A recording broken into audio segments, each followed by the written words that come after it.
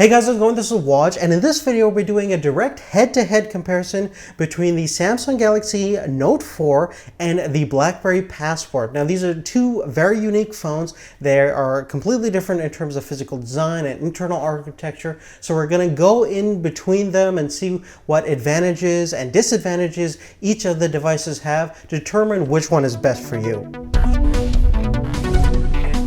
Now the first thing that we're going to take a look at in these two unique smartphones is the overall dimensions and design. Now here, as you can see from a side-by-side difference, the BlackBerry Passport is completely different in terms of form factor. It's much more of a square shape, measuring about 128 millimeters in terms of its height, 90.3 millimeters in terms of its width, versus the Samsung Note 4, which measures about 153.5 millimeters in terms of its height, 78.6 millimeters in terms of its width. Now in terms of thickness, both of these phones are fairly thin for what they are. The BlackBerry is thicker, measuring about 9.3 millimeters versus the Samsung's 8.5 millimeters. Now, one thing you'll notice when you pick up the Passport in real life is that it does have a lot of heft towards it. It's not a particularly light phone in this world of super light Android phones and iPhones. It measures about 196 grams versus the Note 4's 176 grams. The Note 4 is very impressive in terms of its lightweight overall construction. The cool thing about this Note 4 is that it has a metal band around it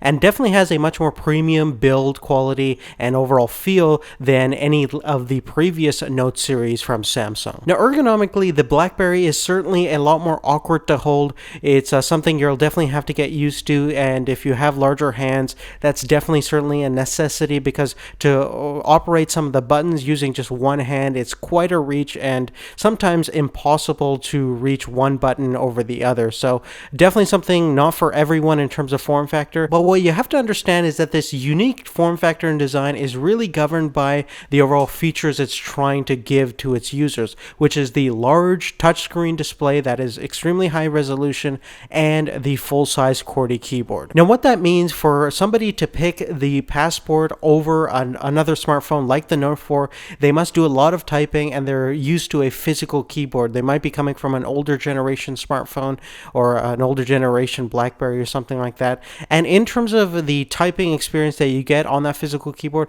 is pretty good. The tactile buttons feel excellent. You get a nice kind of feedback from each of the buttons. It's solid BlackBerry expectations in terms of that keyboard. The only awkward situation is that it's a little bit too wide for my liking. I personally like a more traditional BlackBerry keyboard, ones that we found in past BlackBerry handsets, something that's not too tall, not too wide, and this certainly for me is a little bit too wide. But with all that said, it's still a very easy keyboard to actually type on, something that's very approachable to new users, and I'm sure you would get used to that larger width of that keyboard. Now, one interesting thing about the Note 4 is that it still carries on a very unique attribute in the smartphone realm these days, which is it still has a stylus. These days, they've made the stylus thinner to go with the actual design of the phone, as well as matching the color.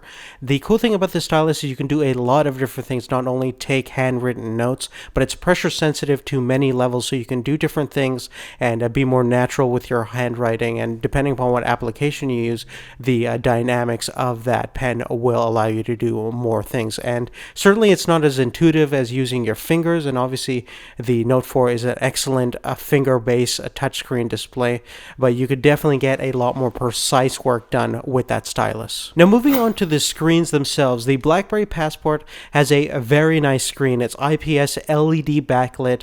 It has 16 million color reproduction, very similar to the color reproduction you get on the Note 4, but obviously has a different dynamics in terms of how the colors are displayed. In terms of resolution, it's 1440 by 1440. It's a 4.5-inch display, giving it a PPI of about 453. Now, the Samsung Galaxy Note 4 has a Quad HD display, 2560 by 1440.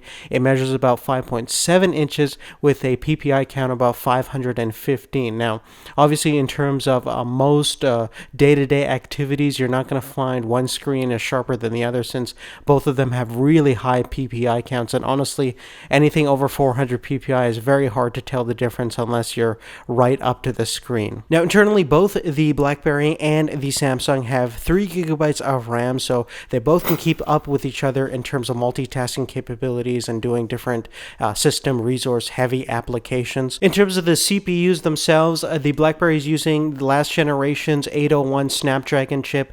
It's a quad-core processor clocking about 2.26 gigahertz, and the Note 4 is using the latest and greatest Snapdragon processor, which is the 805. It's a quad-core chip that's clocking about 2.7 gigahertz. It also comes in a Exynos 8-core processor version as well, which is more for international phones. And just to illustrate the differences between these two phones in terms of hardware internally, let's go ahead and run our Geekbench score and see what we get. So on the BlackBerry Passport, we got about 757 on the single-core score and about 2516 on the multi-core score. Now, thanks to that 805 chip, the Samsung Note 4 is one of the fastest smartphones in the marketplace right now. It has a score of about 1241 on the single-core score. Now, both the BlackBerry and the Samsung have user expandable memory, so you can take a look at their expansion slots and basically upgrade your memory internally for media and things like that up to 128 gigabytes. Now, in terms of connectivity, both have LTE, the latest bandwidths of LTE. They're both internationally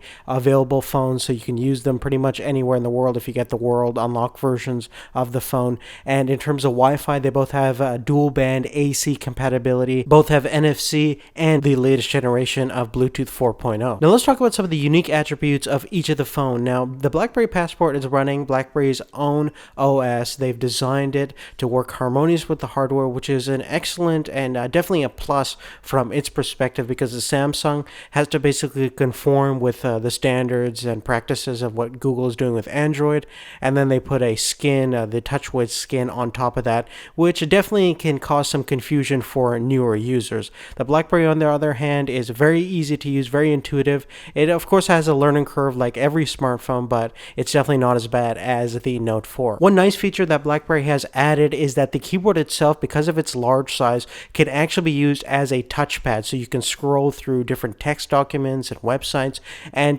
basically, depending upon what applications you're using, you can navigate through the whole space using the keyboard itself as a touchpad, and it works very intuitively and it's very responsive. Furthermore, BlackBerry has designed probably one of the best notification systems in the business right now with their BlackBerry Hub. It's basically an aggregator that organizes all your notifications from all your social media, email, phone, text messages, all that kind of stuff in one central location. And it works great, very handy, and very useful, especially if you want to organize all of your incoming messages in one area. Now, in terms of feature set itself, the Note 4 definitely wins it out over the BlackBerry. You can do a lot more things in it, and you can do it in many more ways. Basically, in terms of multitasking, you have a new multitasking mode, which is going to involve pop-up windows. It's very similar to what you would experience in a desktop environment, and basically you can go on the corner of the screen and just swipe in, and whatever app you're using will turn into a mini window-based application, and you can have several of these floating around on your screen, and it really takes advantage of that large display and that large resolution. Now, the multitasking features on the Passport are not bad. They're very well implemented, but they certainly don't have any multi-window multitasking mode as you would find on the Note 4. Hardware-wise, the Note 4 also has a couple of other tricks up its sleeve. It has a fingerprint scanner, which you can use to unlock the phone or use it as a password system where you can use it with PayPal and other different kind of apps, as well as at the back you have a heart rate monitor, which obviously senses your heart rate. So if you work out with your phone quite a bit, that could be handy. It also has an excellent SL tap, which measures your day-to-day activities in terms of walking and running, and it works coincide with that heart rate monitor. Moving on in terms of cameras, both have really excellent cameras. The BlackBerry, surprisingly, could definitely keep up with what the Note 4 has to offer in this category. Starting with the front-facing camera, the BlackBerry has a 2-megapixel 720p video front-facing camera versus the 3.7 megapixel stills and full 1080p at 30 frames per second on the Note 4. So the Note 4 is definitely one of the best front-facing cameras out right now, but the BlackBerry is certainly not bad. And taking a look at the rear-facing cameras, the BlackBerry has a 13 megapixel sensor, which has a quite fast autofocus, LED flash, and full 1080p at 60 frames per second video capabilities. Now, the Samsung Note 4 has a high-resolution 16 megapixel sensor, higher than the BlackBerry. It also has auto focusing mode that's quite fast, and LED flash, and full 4K video capabilities at 30 frames per second, as well as 120 frames per second at 720p. Now, the cool thing about both of the rear-facing cameras is they both have optical stabilization, which means that you can basically shoot in lower lighting conditions, and for video, and your photos will generally turn out clearer and more smoother because the lens element itself moves independently of the camera and indeed any unintentional hand movement. So let's go ahead and take a look at the photos and videos between these two smartphones to see which one looks best.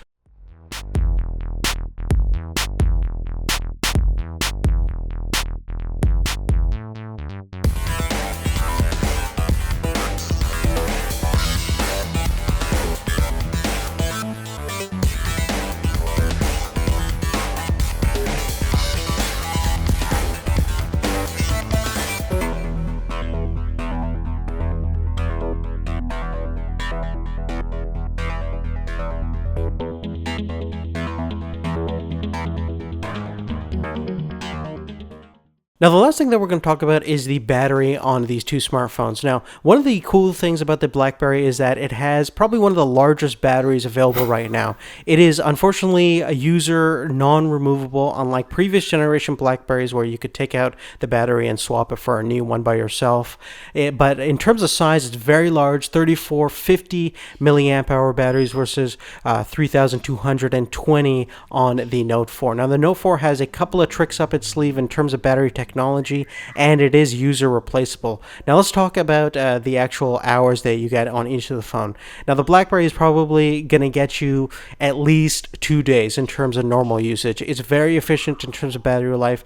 The performance is absolutely fantastic. One of the highest performing smartphones you're going to get. Now, the Note 4 is probably second in line in terms of that claim. It can definitely get you throughout the day, if not a day and a half, and if you put it on its super ultra saving, power saving modes, you can probably go through 2 days without having to charge. Pretty incredible. The other cool thing about the Note 4 is it has fast rapid charging battery technology, so you can get from 0 to 50% in 30 minutes time, and it really works fantastically, and it's definitely a feature that pretty much every smartphone would have. So in both cases, these are really designed for heavy duty users. So this is one of the big advantages of having a large smartphone, is that you get a large battery. That means excellent battery performance and phones that will not die on you. But on that, guys, that's really it. If you have any specific questions about anything I talked about in this video, please make sure to give us a comment down below, and also give us a thumbs up if you like the video. That helps us out tremendously.